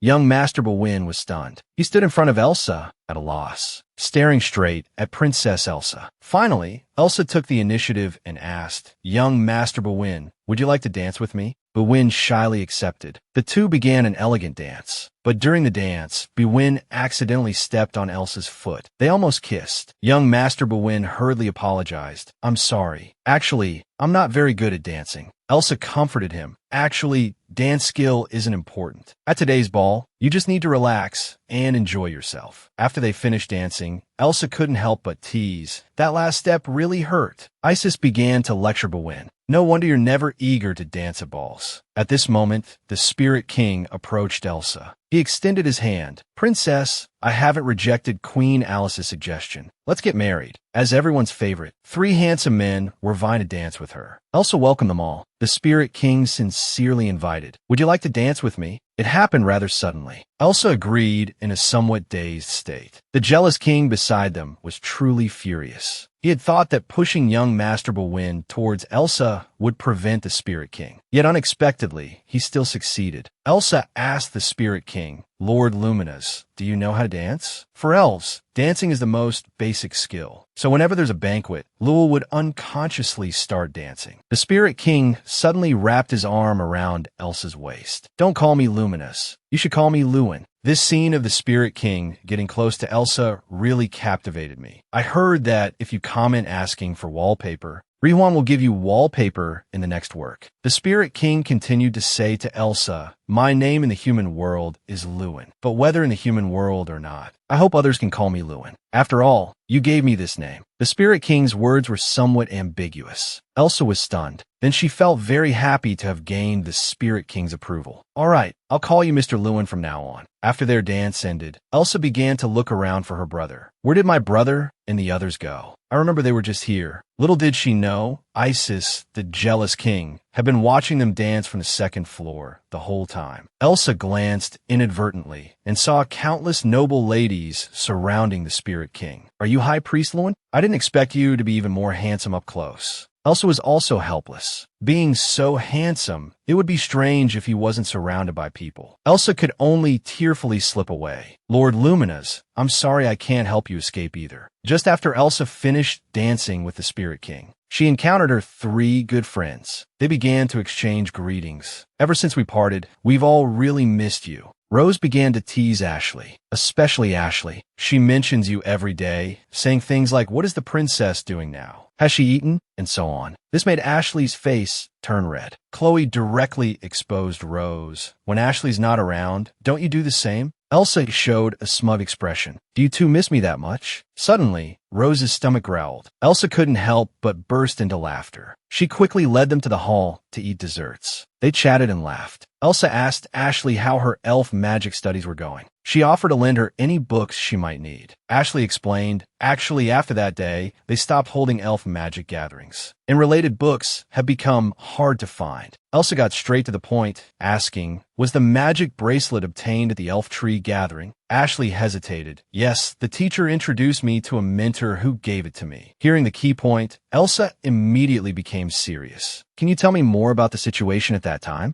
Ashley recalled the scene. The teacher, using Ashley's outstanding abilities as an excuse, brought her before the mentor. That mentor wore a black robe and looked very stern. He directly asked Ashley if she wanted to become an elf mage. He said he could help her. Ashley couldn't contain her excitement upon hearing this news. Really? What do I need to do? Little did she know, the mentor was testing her. I didn't expect you to be so serious. Why do you want to become an elf mage? Ashley immediately lowered her head. Because if I become an elf mage, I can earn my mother's love. It's also because I'm not good enough. I've never been able to meet my mother's expectations. This is my last chance, so I want to fulfill my mother's expectations. The mentor told Ashley, as long as you're desperate enough, nothing is impossible. Then, the mentor directly took out a magic bracelet and gave it to Ashley. From now on, you're an elf mage of the Emil Empire. She was not only Elsa's sister in her previous life, but also her mortal enemy in this life. In order to kill Elsa, she had once sent spies to try and poison Elsa and her brother. This time, using Ashley, she employed the magic bracelet to collect negative emotions. But the purpose remained unknown. To clarify Mariana's intentions, Elsa took Ashley to the royal library to search for information about the magic bracelet. After careful searching by both of them, they finally found a book about the magic bracelet. The moment Elsa opened the book, she was stunned. To summon demons and use black magic, one must use negative energies like anger and jealousy as fuel. At first, Elsa wasn't certain that Mariana was behind this. But after seeing the purpose of the magic bracelet, Elsa had to conclude it was her. After all, only someone of high status could obtain such a magic bracelet. And with the white hair and red eyes characteristic of Idenbell, there was no one else but Mariana. Though now she should be called a black mage. But what exactly was Mariana planning? This plunged Elsa into deep thought. Ashley, seeing Elsa's haggard appearance, grew very concerned. She quickly grasped Elsa's hands with both of hers. Princess, are you all right? Why are you shaking so much? Elsa's emotions suddenly plummeted. Can I lean on you for a moment? Just for a little while. At this moment, Ashley recalled the last time Elsa held her hand. The warmth from Princess Elsa's hand had melted her heart then. After that day, she had made up her mind to become someone who could bring warmth to others. Especially in moments like this, being able to help someone in need felt wonderful. Once Elsa's emotions stabilized, the two of them walked out of the library together. Elsa thought to herself, I can't believe I showed my vulnerable side to Ashley. How embarrassing.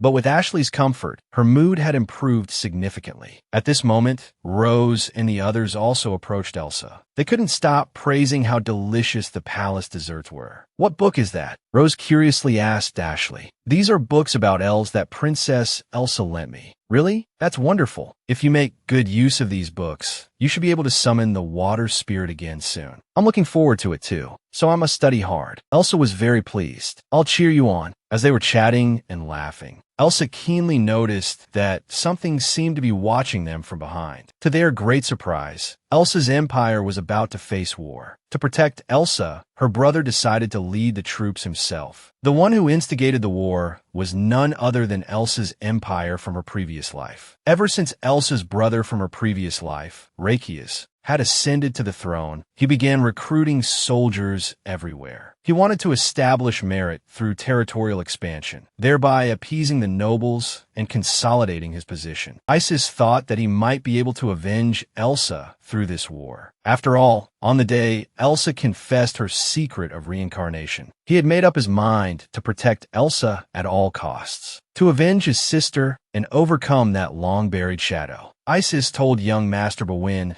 that he would personally lead the troops to settle this long-standing grudge. Unexpectedly, Isis's words were overheard by Elsa, who was hiding behind the door. Elsa realized the severity of the situation. Mariana, from the enemy country, had mastered black magic, and Mariana was the most obedient to Reikias. She would definitely assist Reikias with all her might. Elsa couldn't let her brother go to his death in vain. She had to stop her brother from going to war. Just as Isis was about to seek Elsa's consent, before he could finish speaking, Elsa loudly refused. As the only heir, if you get involved in the war between Riodin and Idenbel, the domestic situation will become very unstable. This would give the enemy an opportunity to exploit. More importantly, I don't want to lose my only brother. As Elsa spoke, tears began to flow uncontrollably. Isis hugged Elsa tightly, comforting her. Elsa, calm down first. But Elsa didn't care and directly questioned Isis. You had already anticipated everything and made your decision on the day we made that promise about the future, right? If I hadn't accidentally overheard your conversation today, you would have kept it a secret from me all along, wouldn't you? Isis was left speechless by Elsa's words. Elsa understood that her brother was doing all this to protect her, but she couldn't just sit idly by. Elsa told Isis about the magic bracelet coming from Idenbel and shared her thoughts. Since Idenbel was preparing for war, the magic bracelet incident was probably part of their plan. They were well aware. The Emil Empire had elf mages. Elf mages using magic bracelets would inevitably cause a stir in the Empire. But they didn't expect that I had protected Ashley. During this time, I've been focusing on studying elf magic. I won't be like before, hiding behind you and being protected. I want to use my own strength to protect everyone around me. So, brother, don't silently guard me anymore. Please reach out your hand to me. Isis suddenly realized that his sister didn't want him to bear all this alone. But Elsa's dream, as her brother, he wanted to continue protecting this happy dream of his sister. He told Elsa, as long as I can see your radiant smile in a peaceful and beautiful place, hear your happy laughter, I'll be content. This was everything to Isis. Then Isis quickly apologized to Elsa. I'm sorry, Elsa. I couldn't control my emotions and impulsively said I wanted to go to war. This decision was indeed too hasty. Let's find other solutions together. Elsa instantly cheered up. Then you can't keep things from me in the future. Isis lowered his head shyly. I understand. You've really got me. To everyone's surprise, Elsa decided to summon the Spirit King to defeat Mariana. She wanted Lord Luminous to serve her as his master, thereby increasing her own battle power. The Spirit King was incredibly surprised to hear this news. You want to summon me? The Spirit King told Elsa with a serious face. From ancient times until now, no human has ever successfully summoned the Spirit King. Elsa clenched her fists in frustration. She actually knew herself how absurd it was for a mere human to try to summon the Spirit King, even though it seemed impossible. But for her brother, for protecting this happy and beautiful family, Elsa still decided to attempt to summon the Spirit King. She loudly promised the Spirit King, I will study seriously, work hard to improve my elf magic. I will put in more effort than now. She expressed her willingness to do everything in her power to summon him. The Spirit King didn't understand why Elsa insisted on summoning him. She already possessed great strength now, and she had her brother, a swordsman, protecting her. Even if the past might threaten her, in the peace created by those protecting Elsa, she could still enjoy her current happiness. In fact, Elsa had considered all this long ago. The warmth of her family made her not want to seek revenge, to continue enjoying this happy and beautiful life as it was now. But seeing Idenbel's actions, Elsa finally understood. Only by completely eradicating Idenbel could her happiness be complete. Elsa told the Spirit King her thoughts. For me, true happiness begins with cutting off the karmic ties of the past and using my own strength to protect those I cherish. Currently, I'm not strong enough, but to become stronger, I'm willing to do anything. Even if it means offering myself in marriage, I will summon you. Mariana's true identity didn't matter. As long as she was strong enough, she wouldn't lose to anyone. This was what she needed to do from now on. The Spirit King was shocked by Elsa's words. He secretly murmured to himself, it might not be bad to serve such a person as my master. But given his status, Should he call her master or wife? They gazed at the sky, lanterns laden with wishes, flying one by one towards the heavens. The scene was breathtakingly beautiful. Elsa approached Rose and the others. They were discussing their wishes. Rose told Ashley that words have power, and speaking wishes aloud makes them more likely to come true. Suddenly, all three of them leaned towards Elsa, trying to hint that she should speak her wish out loud. Sensing their intention, Elsa quickly changed the subject. "I'm so thirsty. Why is the weather so hot today? Let's all have a glass of juice." Elsa picked up a glass and started gulping it down. Only after finishing did she realize something was wrong with the juice. Her throat was burning. Elsa covered her mouth. Before she could finish speaking, she collapsed to the ground. "Your Highness, are you all right?" Everyone rushed towards Elsa. On the other side, Isis was terrified. Could someone have poisoned her? Isis embraced Elsa. "Hold on, Elsa. Quick, call for a priest." Isis shouted frantically. Unexpectedly, Elsa looked up, grinning from ear to ear. She cupped Isis's face, laughing as she called out, "Brother!" Isis blushed at this intimate gesture. Young Master Bwin sniffed the liquid in the glass and explained, "The princess didn't drink juice, but high-proof wine." It seemed the princess was drunk, giving everyone quite a scare. Elsa continued to smile foolishly at Isis. Suddenly, she pointed at Isis and started babbling nonsense. Seeing Elsa's unseemly behavior, Bwin feared it might affect her reputation. So he asked the Spirit King if there was a way to erase people's memories. The Spirit King replied that it could only be used in emergencies. "Is there a way to sober her up?" Suddenly, Elsa's parents, who had heard about her collapse, rushed over. "Elsa, are you all right?" Unexpectedly, Elsa embraced her family tightly. "I love you all so much," she said, before falling asleep in their arms. Her brother was willing to risk his life for revenge to protect Elsa. But as the one being protected, she didn't want to lose her only brother. She wanted to use her power as an elf mage to share this burden with him. However, the dark magic couldn't help but catch Elsa's attention. Even though the palace library contained many historical documents, Elsa had already read most of them. It was difficult to find any new useful information. At this moment, Elsa remembered that young Master Bwin's family had been magic swordsmen for generations. She thought she might be able to get some useful information from him. But to her surprise, young Master Bwin said, "Information about elves is already rare enough, let alone dark magic." Elsa was instantly overwhelmed with disappointment. Even magic swordsmen might not be familiar with dark magic that had disappeared in ancient times. Elsa began to feel somewhat at a loss. Facing Mary, who possessed dark magic, could Anna confront her with her own strength? At this moment, the Lantern Festival began. People would light lanterns carrying their wishes. Bwin told Elsa that making a wish itself is a process of confirming what one's heart desperately desires. "Have you decided what wish you want to make?" Elsa hesitated, thinking about what she desperately desired. She didn't continue that train of thought. She regretfully told Bwin, "The festival has already started, but I still haven't decided what wish to make. What should I do?"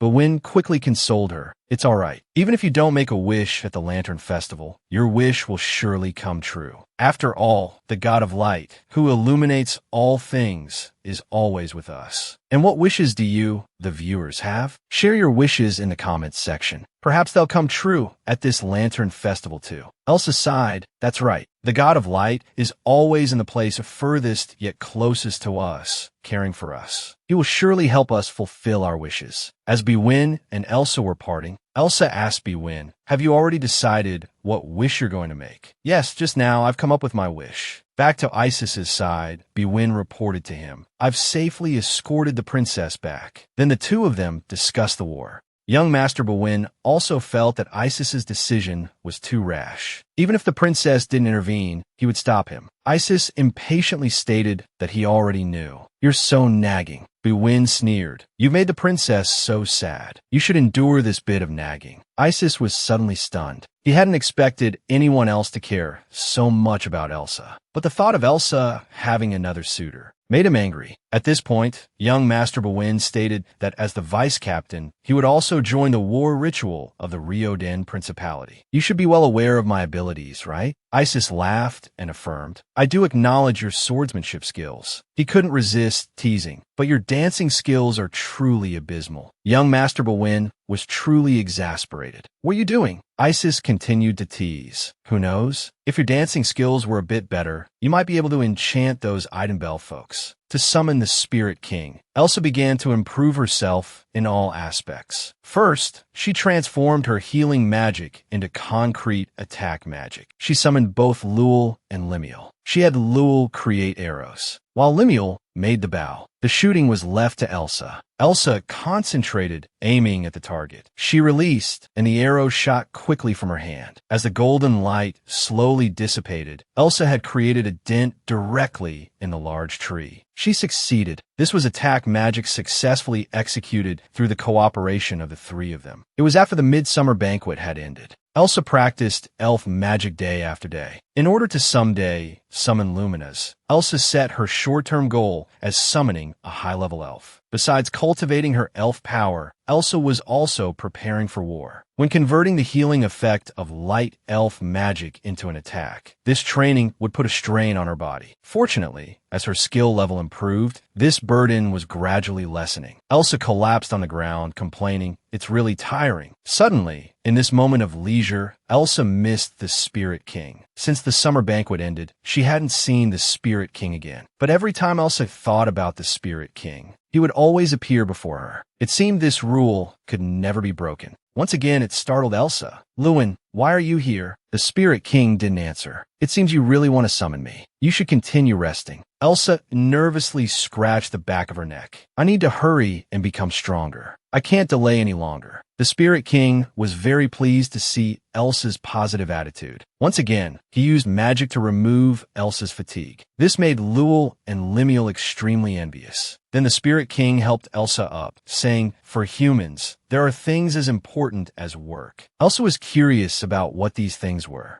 Of course, it's rest and hobbies. Then the two of them appeared on the street together. The Spirit King asked Elsa, "Do you really need to dress up like this?" Elsa confidently replied, "Of course. Didn't you say you wanted to tour the capital? Since we're sneaking out without guards, we must disguise ourselves." Originally, the Spirit King wanted to summon a golden eagle to fly together to the capital, but this was blocked by Elsa. She couldn't help but criticize, "You still need to learn more to understand humans better. This time we're going out. Try not to attract attention. Act natural." Even though they were very careful, they were still discovered by the common people. They were unmistakably noble blue bloods. Elsa blamed the Spirit King. "It's all your fault for being too conspicuous." The Spirit King retorted, "Aren't you just as conspicuous?" This was the Spirit King's first time going on a street date with Elsa. To avoid drawing attention, the Spirit King changed his golden hair to light brown. He and Elsa also put on robes in a shop. The Spirit King shyly scratched his head, asking, "Am I not so conspicuous now?" Unexpectedly, the Spirit King's handsomeness surprised the people around them. Elsa immediately pulled the Spirit King out of the shop. "Now it's not just about your hair and priest robes. You'd better put on a hat quickly." Outside, Elsa adjusted the Spirit King's hat while instructing, "Although it's a bit hot, please bear with it. Don't take off the hat no matter what." Just as Elsa finished speaking, Lord Luminas took off his hat. This wasn't Luminas being rebellious. He had used magic to adjust the surrounding light. This way, people would have an illusion and wouldn't pay attention to them. Elsa was speechless at the Spirit King's actions. "Then why didn't you use magic earlier?"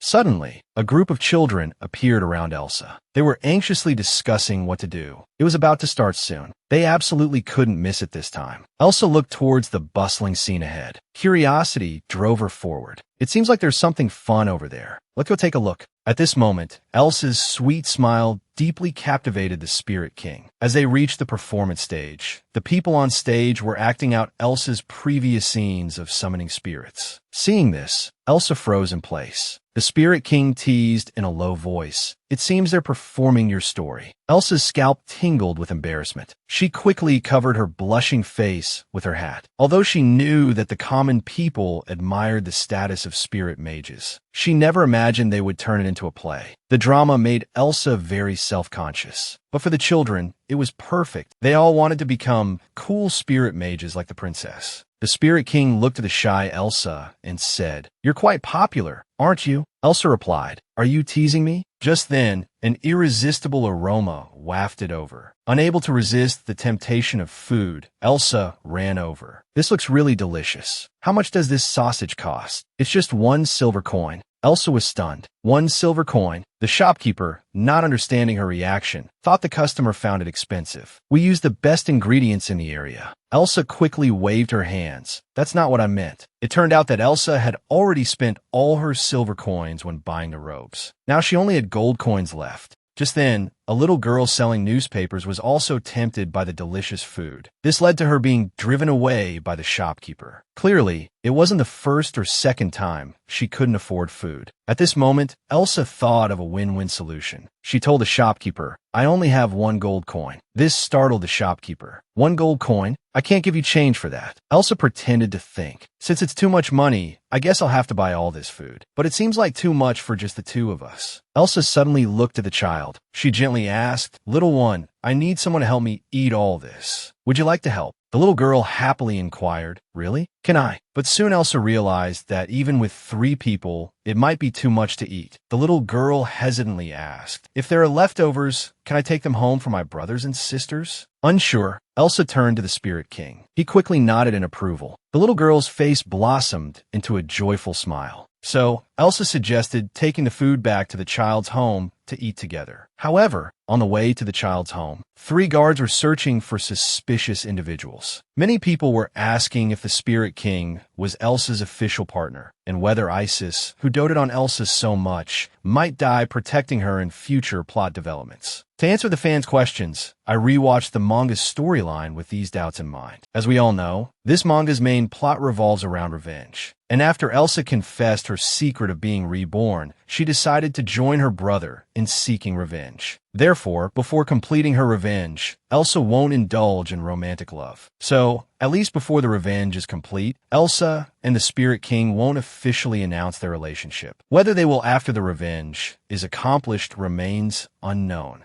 Coincidentally, today is Grape's 2nd anniversary. Even Elsa and the Spirit King are celebrating Grape's birthday. It's said that if you write "Happy Birthday" in the comment section, you'll receive the Spirit King's blessing for celebrating Grape's birthday. So, we'll address the issue about Isis later. Now, let's talk about the story of Ririn meeting fans. Dear fans, do you remember what made you follow Ririn? Was it the manga embracing the sun again? Or the court ladies' dangerous brothers? Or perhaps you got to know Ririn through the manga, the beast tamed by the villainess? As for me, I got to know Grape from late February last year. It was also because of Grape's work, Embracing the Sun Again, that my fan base surpassed 280,000 in just 2 weeks. It was also thanks to Grape's work, The Court Ladies' Dangerous Brothers, that I broke through 500,000 fans, allowing me to meet more dear fans. Without Grape, there wouldn't be today's Ririn. I also thank the fans for their continuous support and love. I wish Grape a happy 2nd anniversary. May your company flourish and grow stronger day by day. Back to the main topic. They say the warmer the plot is at the beginning, the more heartbreaking it becomes later. Will Isis sacrifice himself to protect Elsa?